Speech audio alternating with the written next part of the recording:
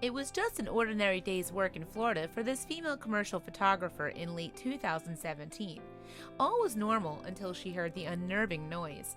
It sounded like a terrified creature in extreme distress. But where was the sound coming from? She felt that she could not just ignore it.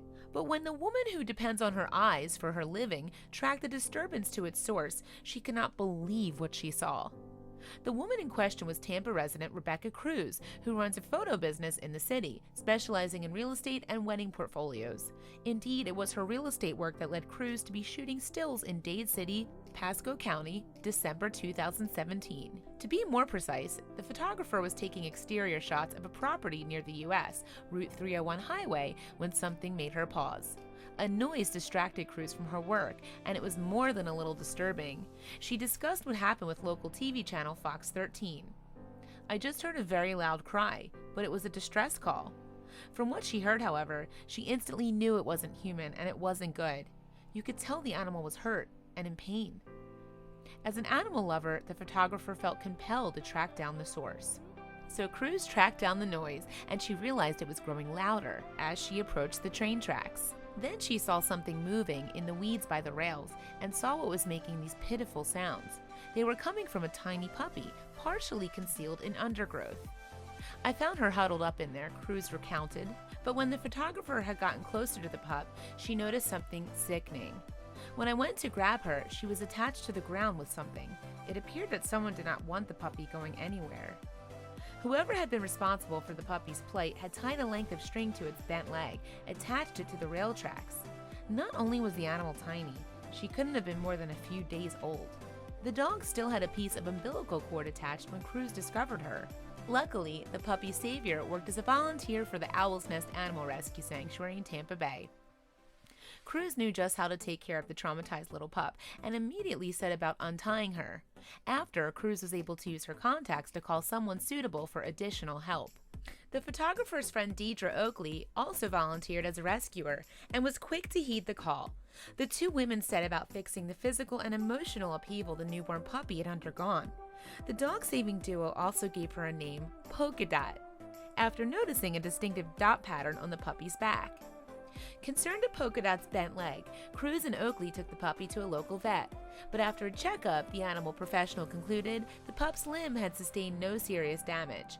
Polka Dot had not broken anything during her ordeal.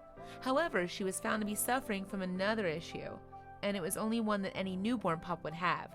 That's to say, the puppy was very thirsty.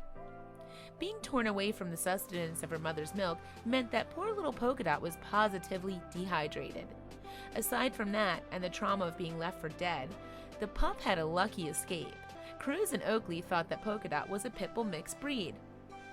While we can only speculate, it's not unreasonable to assume that Polka Dot's breeding maybe had something to do with her cruel abandonment. After all, pitbulls have a sometimes undeserved reputation. The breed has a high desire to please, and sadly, in many cases, owners take advantage of this trait and train the dogs for violence. Not only that, animal shelters are full of this breed.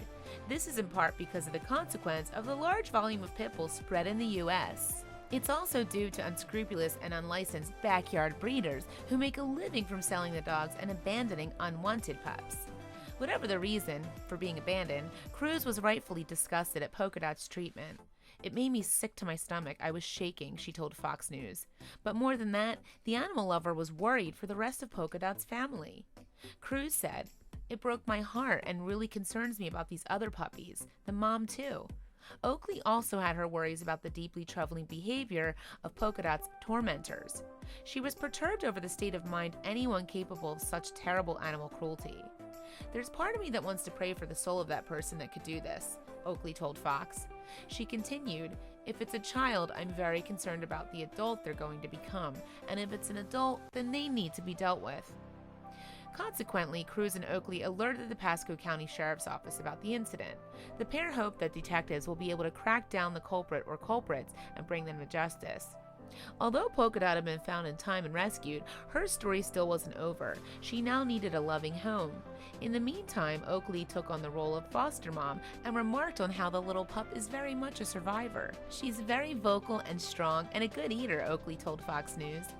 These are all encouraging signs in a young pup who suffered so much like Polka Dot. Although nothing is official, Oakley feels that Polka Dot's charms may just prove too hard for the animal lover to resist.